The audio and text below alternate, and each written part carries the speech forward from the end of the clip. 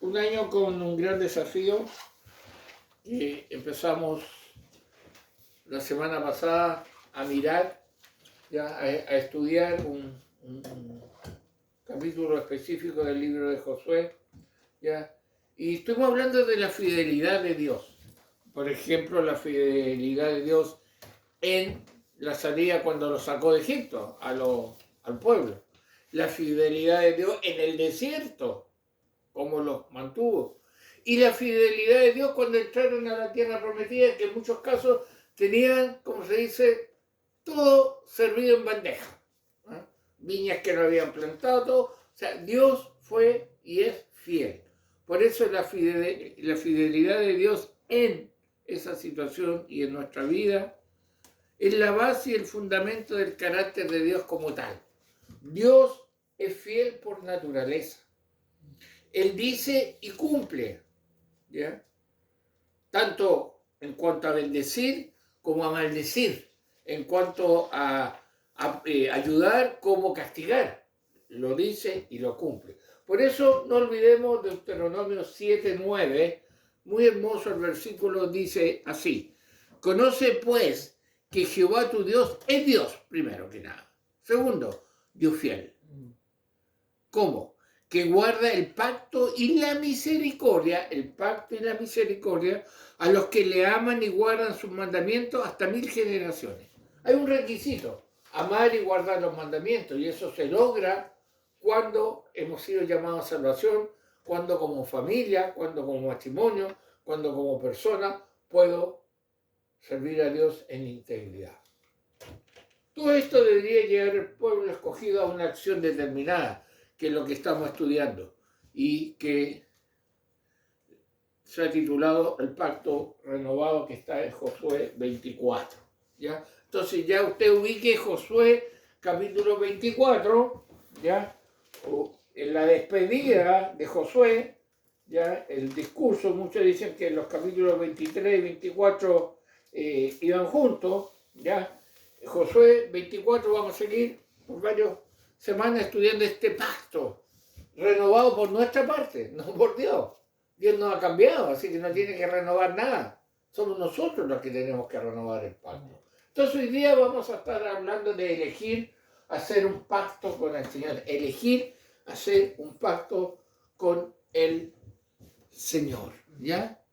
El gran desafío que vamos a tener está en el versículo 14, que dice: ahora pues temed a Jehová y servirle con integridad y en verdad, y quitad de entre vosotros los dioses a los cuales sirvieron vuestros padres al otro lado del río, en Egipto, y servid a Jehová. ¿Cuál va a ser nuestra temática de hoy? El gran desafío de servir a Dios exclusivamente. Dios desea que le sirvamos exclusivamente, ¿ya? Dice el versículo 14 al principio, dice: ahora pues temed a Jehová y servirle con integridad y en verdad. Ahora, interesante que esto que está pidiendo Josué no estaba en el aire. Recordemos, los primeros 13 versículos hablaron de la fidelidad de Dios. Entonces Josué dijo: ¿se acuerdan de esto? ¿Se acuerdan de lo otro? Muchos de ustedes están vivos, que han visto todo esto. Bueno, ya que Dios es así, sírvanle con integridad, sírvanle en verdad. Este no era un acto ciego de fe. No estaba pidiendo Josué: sirvan a un Dios que han escuchado. No, a un Dios que realmente han visto actuar. Ellos vieron la obra de Dios y experimentaron sus bendiciones, por lo que tenía sentido para ellos servir exclusivamente a un Dios que había hecho tanto por ellos. Tenía sentido, hermano. Y si tú analizas en tu vida cómo Dios está bendecido, cómo Dios está cuidado, cómo Dios está prosperado a pesar de, ¿no merece Dios que le sirvas exclusivamente? ¿No debería ser respuesta obvia y no preguntar por qué? Porque vemos hacia atrás y vemos que solo por la bondad de Jehová no hemos sido consumidos. Entonces aquí hay un desafío de un servicio exclusivo, pero hay algo. Josué hizo una promesa para el futuro que tenía su raíz en un pasado espacio temporal, ¿ya? No era algo que no habían vivido o no habían evidencia de lo que había pasado. Y si yo me detengo hoy día, ¿ya? 21 de enero, y miro hacia atrás, ¿hay un espacio temporal que dice que Dios es fiel en mi vida? ¿Cuál es mi respuesta? Bueno, en base a eso yo debería servir exclusivamente a Dios, que es el desafío que estamos viendo el día de hoy. Por eso el versículo 24 habla de servir a Jehová. Ahora pues temed a Jehová y servirle con integridad y en verdad. Y quitad de entre vosotros los dioses a los cuales sirvieron vuestros padres al otro lado del río en Egipto y servid a Jehová. Por lo tanto, teme al Señor y sírvelo con todo el corazón. Echa fuera para siempre los ídolos que tus antepasados adoraron cuando vivían al otro lado del río Éufrates y en Egipto. Sirve únicamente al Señor. En resumen, en esta parte de la historia de Israel, podríamos decir, y esto es algo interesante, quiero que coloquen mucha atención, que Dios contrastó su gran obra con tres conjuntos de dioses. ¿Ya? Siempre Dios contrastaba, decía, mire, estos son los dioses que ustedes sirven, este soy yo. Usted escogió, vamos a ver más adelante, a quién sirve. Ahora, él hace una comparación o contrasta tres conjuntos de dioses con tres cuerpos de agua. Mira, aquí está hablando de eso. Tranquilo, lo vamos a ver al tiro. Y aquí quiero que Carmen me ayude en Josué 24, que Dios contrastó su gran obra con tres conjuntos de dioses asociados con tres cuerpos de agua. Los israelitas en todo su proceso, de donde están ahora, habían pasado por tres cuerpos de agua diferentes y se habían enfrentado con tres conjuntos de dioses. ¿Ya? Vamos a ver. Josué 24, versículos 2 al 4. ¿Qué dice? Y dijo Josué a todo el pueblo: así dice Jehová, Dios de Israel: vuestros padres habitaron antiguamente al otro lado del río, esto es, Taré, padre de Abraham y de Nacor, y servían a dioses extraños. El 4. Y yo tomé a vuestro padre Abraham del otro lado del río y lo traje por toda la tierra de Canaán, y aumenté su descendencia y le di a Isaac. A Isaac le di a Jacob y a Esaú le di el monte de Seir para que lo poseyese. Pero Jacob y sus hijos descendieron a Egipto. Ya. En esta parte muestra que al otro lado del río Éufrates estaban los dioses de la cultura sumeria y babilónica. Le podríamos llamar dioses heredados. Ellos, el dios verdadero, podríamos decir, entre comillas, competía contra dioses heredados. Pero también, en el mismo Josué, de los versículos 5 hasta la primera parte del versículo 7, ¿qué dice? Y yo envié a Moisés y a Aarón y herí a Egipto, conforme a lo que hice en medio de él, y después os saqué. Saqué a vuestros padres de Egipto, y cuando llegaron al mar, los egipcios siguieron a vuestros padres hasta el mar Rojo, con carros y caballería. Y cuando ellos clamaron a Jehová, él puso oscuridad entre vosotros y los egipcios, hasta él, sí, e hizo venir sobre ellos el mar. Hasta ahí nomás. ¿Ya? Estos son dioses de la crianza.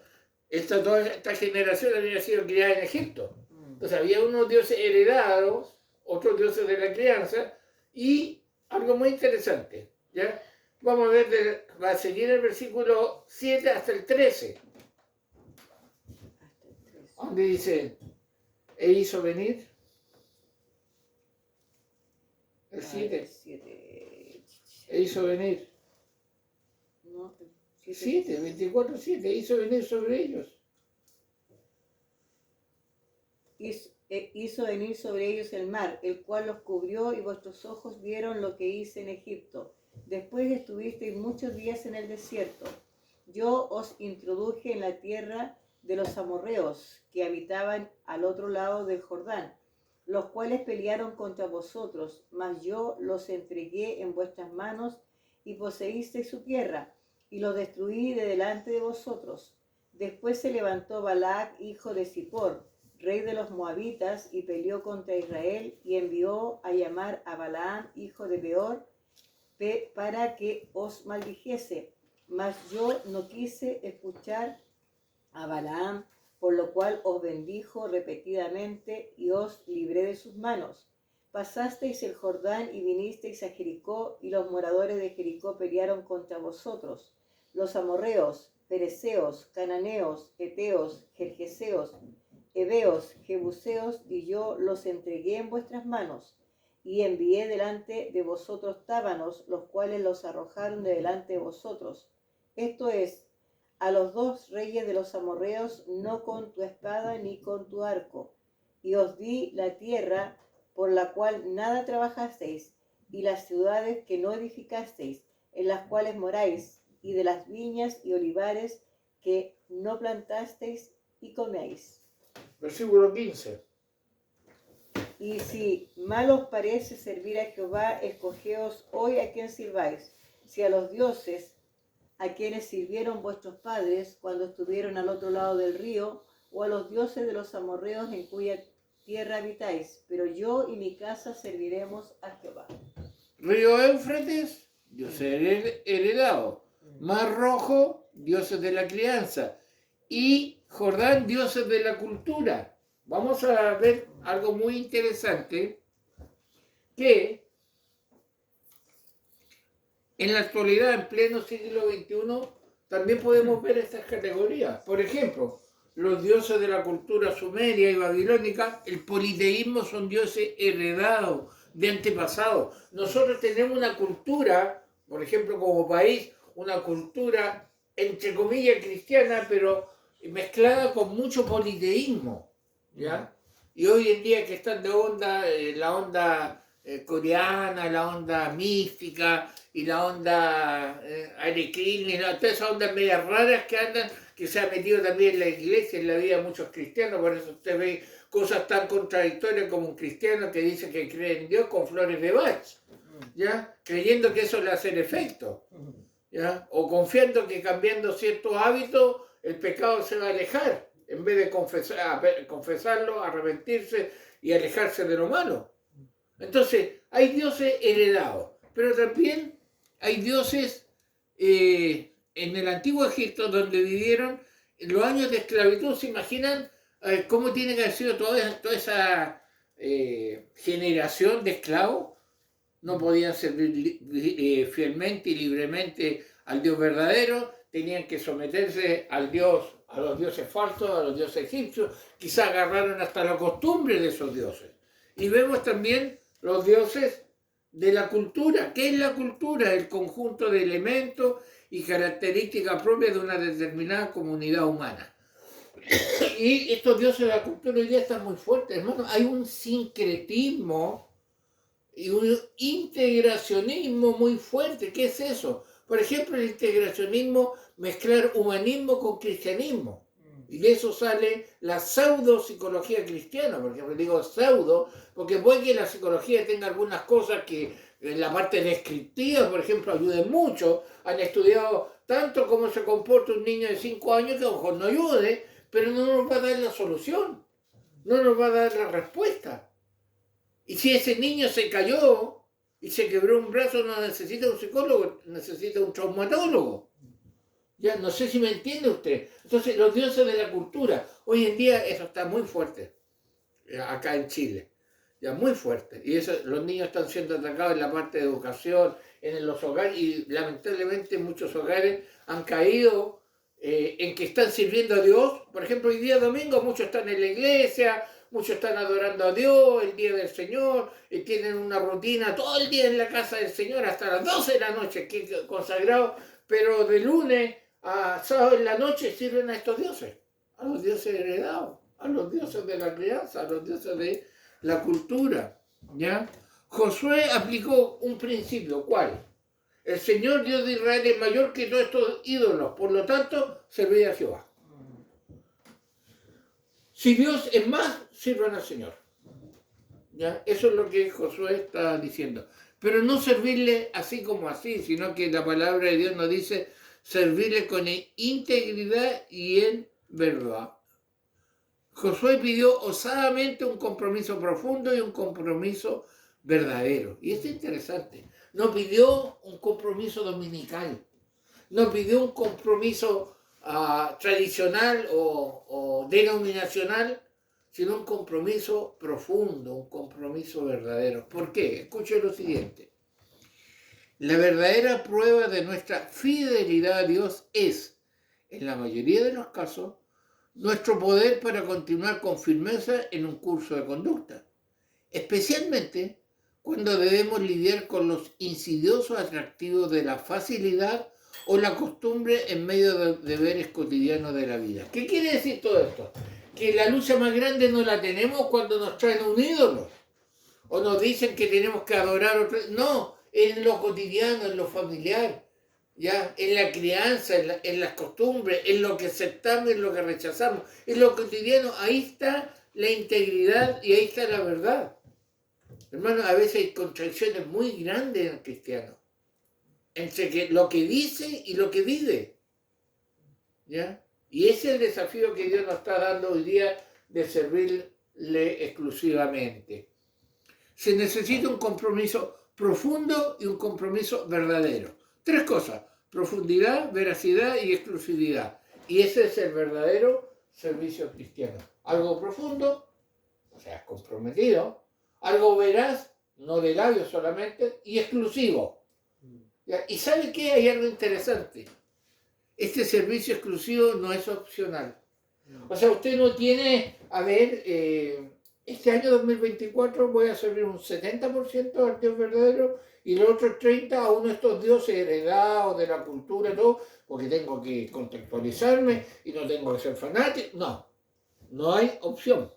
¿Sabe por qué? Por algo muy claro. Es un mandamiento. Esta exclusividad es un mandamiento. No es una opción. Es un mandamiento. No elijo entre el Dios verdadero y el Dios de la cultura. No elijo entre el Dios verdadero y el Dios heredado. No. Elijo simplemente la única alternativa, el Dios de las Escrituras. ¿Qué dice Éxodo, capítulo 20, versículos 3 al 5? Los mandamientos, escuche bien. No tendrás dioses ajenos delante de mí.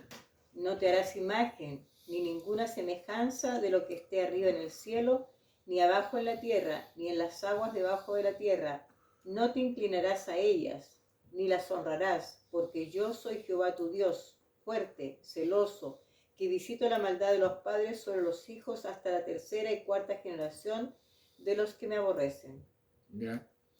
Cuando dice no tendrás Dios ajeno delante de mí, en este pasaje no significa un orden de importancia. Primero Dios, segundo Dios y tercero otro Dios. No, sino de presencia. Dios le está diciendo que solamente Él debe ser su Dios, no hay lugar para ningún otro. Como lo dice la versión diferente de la Biblia, dice, no tengan ningún otro Dios aparte de mí. Soy exclusivo. Es un Dios celoso, ¿no? Por eso, el gran desafío de servir a Dios exclusivamente, Josué lo complementa y dice algo importante. Primero dice, en integridad, en profundidad, en verdad, esos mandamientos, perfecto.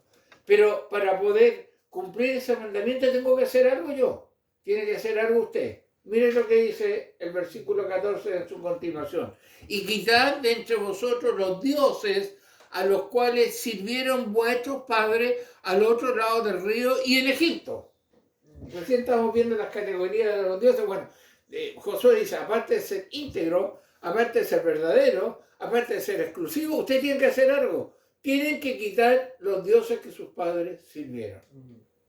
Echa fuera para siempre los ídolos que tus antepasados adoraron cuando vivían del otro lado del río Éufrates y en Egipto.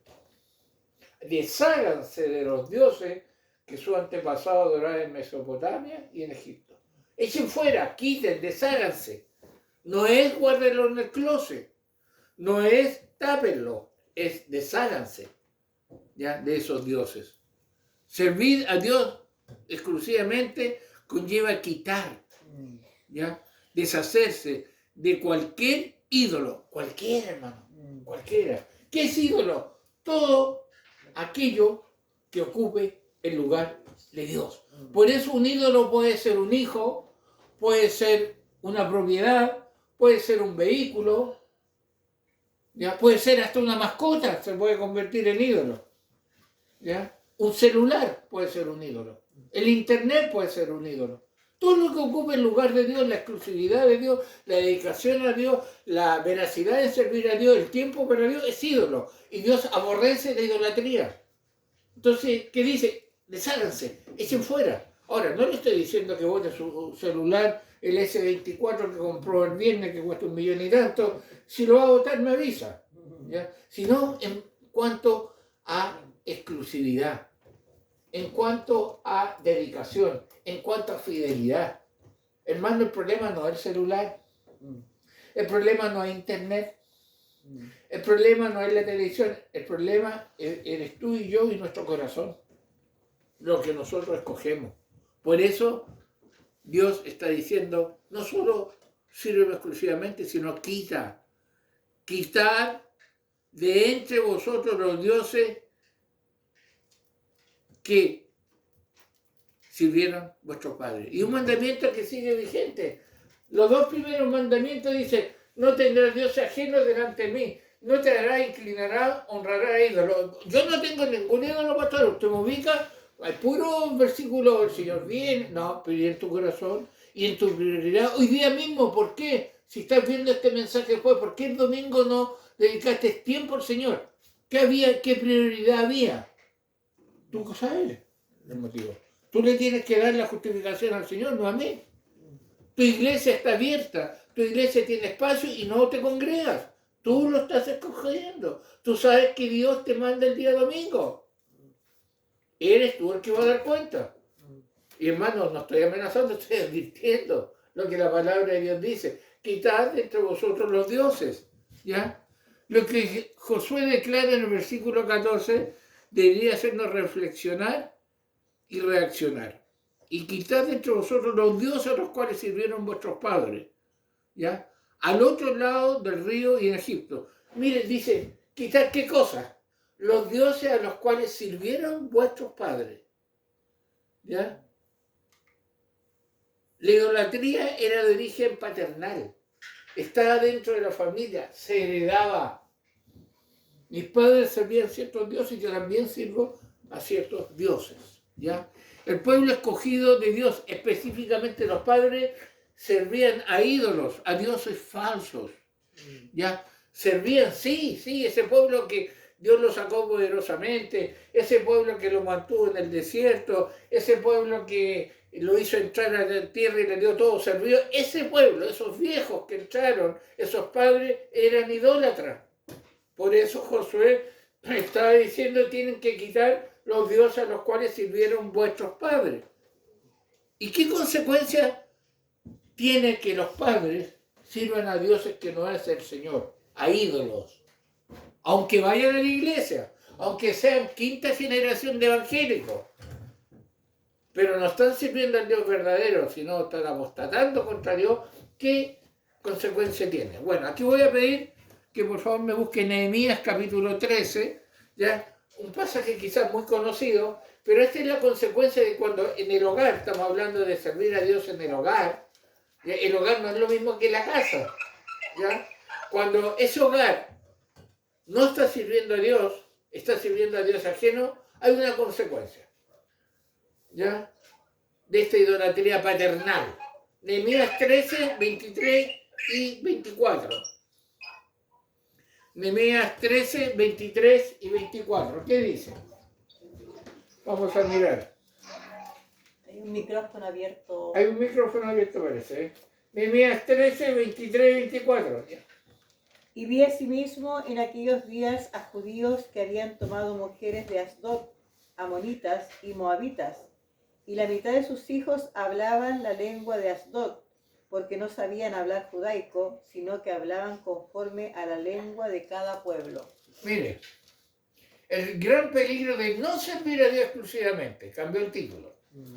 Dice, hablando de Nehemías, después que construye el muro, después que hace esto, dice, y vi asimismo aquellos días a judíos que habían tomado mujeres de Asdod, amonitas y moabitas. ¿Qué pasó? Y la mitad de sus hijos hablaban la lengua de Asdod, porque no sabían hablar judaico, sino que hablaban conforme a la lengua de cada pueblo. para que lo entienda mejor. La mitad de sus hijos hablan el idioma de Asdod o de algún otro pueblo y no podían hablar en absoluto la lengua de Judá. La mitad de sus hijos hablaban el idioma de Asdod y de otros países, pero no conocían el idioma de los judíos. Interesante lo que pasaba. Por esa mezcla, por esa mala herencia que estaba dejando estos padres del pueblo escogido, sus hijos no hablaban judaico. ¿Y qué significa que no hablan judaico? No tenían ni idea de la ley que está escrita en ese idioma. No la entendían. Se aburrían cuando la escuchaban. ¿Ya? El mismo Nehemías da a conocer por qué estos hijos no sabían, no podían y no conocían el idioma de su pueblo, el idioma judío. Lo dice en el versículo 23. Vi asimismo en aquellos días judíos que habían tomado mujeres de Asdod, amonitas y moabitas. ¿No entienden?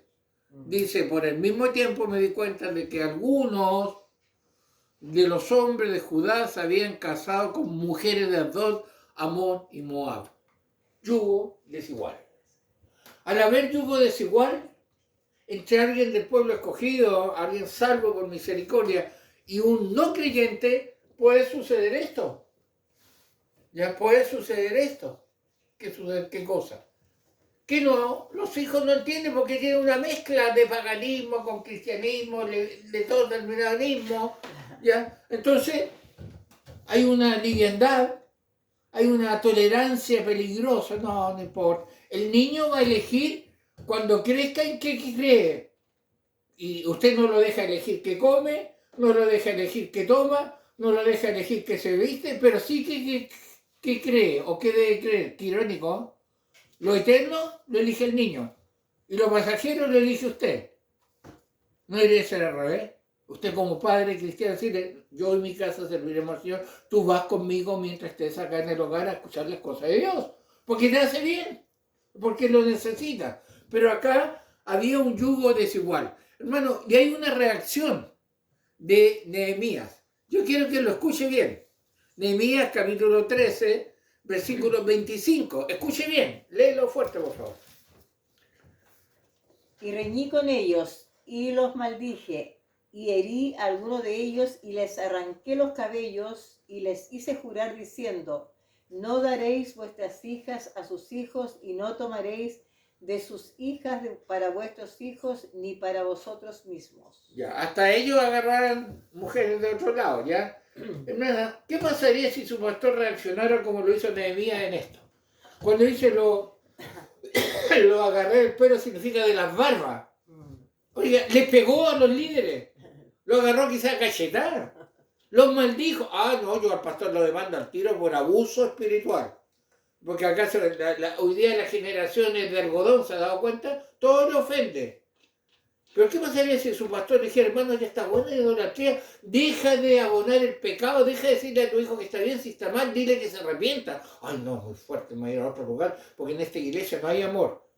Hermano, ¿sabe qué hizo Nehemías?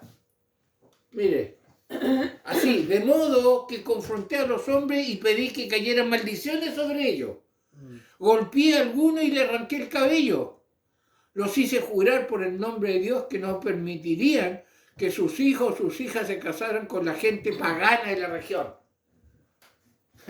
Hoy día no, la tolerancia, no se mete en eso, pastor. También cree. ¿No se ha dado cuenta que es muy temeroso? Temeroso de que es un lobo tratando de agarrar una oveja. Y un lobo va a cazar una oveja, usa todas las alternativas posibles. Pero hermano, lamentablemente no estamos sirviendo a Dios exclusivamente. Y sucede este peligro. El peligro de ¿qué? ¿Por qué nuestros hijos se aburren y se distraen en la iglesia escuchando la palabra de Dios? ¿Se ha preguntado por qué? No, te aburrido. Pero si están viendo demonios, porque eso es lo que ven a través de internet, si están viendo degeneración de cultura la coreana ambigua sexualmente y todo, están fascinados. ¿Por qué? Porque ese idioma lo entienden, pero el idioma de iglesia no. ¿Por qué el idioma de la iglesia no lo entiende? Porque tu casa no se habla el idioma de Dios. Así de simple, no se habla, hermano. apurado un amén por ahí, apurado un cúbreme con tu sangre, apurado un Dios ayúdame, pero no hay un idioma, no hay lectura de la palabra, no hay oración. Por eso tus hijos se aburren. Y no solo niños, hermano, he escuchado de adultos que me dicen, ¿sabes que entro a la iglesia? O leo la Biblia y me da sueño. Claro, hermano, ¿cómo no te va a dar sueño? Si yo te llevo a la embajada rusa y te dejo ahí todo hablando ruso, te vas a aburrir porque no sabes ruso. Te llevo a la iglesia escuchando la palabra de Dios, te vas a aburrir porque no has nacido de nuevo y no entiendes la palabra de Dios. Es bien simple. Ese es el aburrimiento de la iglesia. Por eso hoy día la iglesia es el entretenimiento, baila entretenido, y hay figuritas, y actuación, y drama, y cosas para entretener a la gente porque no se les duerman, por más. Pero es porque no entienden y no están sirviendo a Dios exclusivamente. En el caso de los hijos de los israelitas, porque sus hijos no entendían, porque no sabían hablar judaico, porque no podían hablar en absoluto la lengua de Judá y no conocían el idioma de los judíos. Y en la actualidad, hermano, en mi caso, ¿por qué? ¿Por qué tu hijo no quiere ir a la iglesia? ¿Por qué tu esposo o tu esposa también le cerquita las cosas de Dios? Porque no entiende, hermano. Y si no entiende, hay varias cosas. No se habla en la casa o todavía no ha nacido de nuevo. Y al no nacer de nuevo, todo esto que escucha de aburrimiento, en la tos, a mí me gustan esos mensajes de autoestima, del campeón que hay dentro de mí, de levantarme, de que sigue y continúa. Y lo he escuchado en cristiano. El último paso que da es el primero que comienza. Y esa filosofía barata, hermano. Barata. Le creen más que a lo que dice Dios. Porque su idioma no es el idioma de la palabra del Señor. ¿Qué pasa en la actualidad? ¿Qué idioma se habla en mi hogar?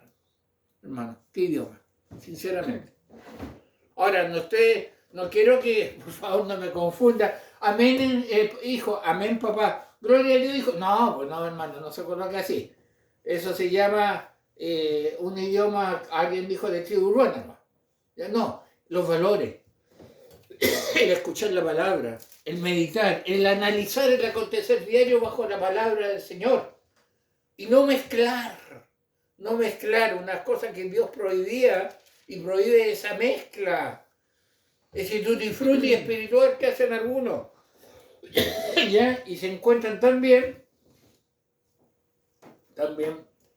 pero espiritualmente están teniendo problemas. El desafío es que mi hogar, mi casa, sea una iglesia. Y la idea, para empezar, es que en ella se hable el idioma de Dios.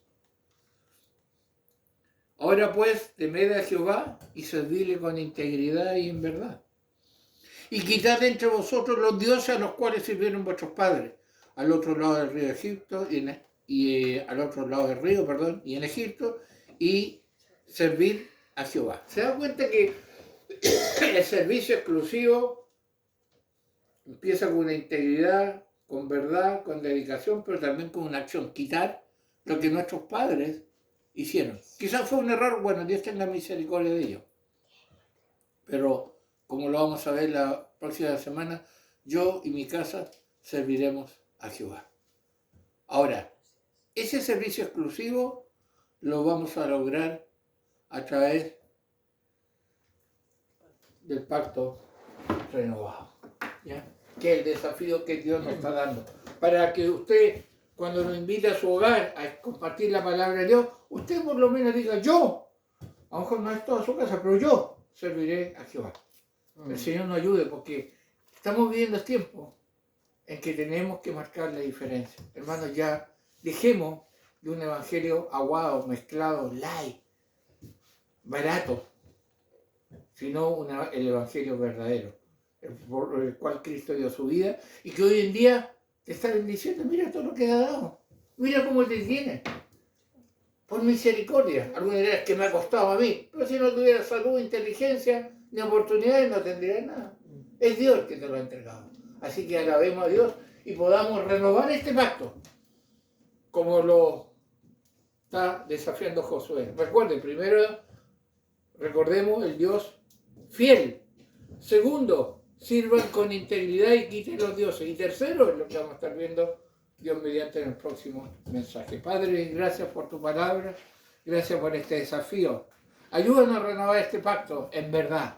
Necesitamos, Señor, personalmente, familiarmente y quizás hasta eclesiásticamente renovar este pacto contigo.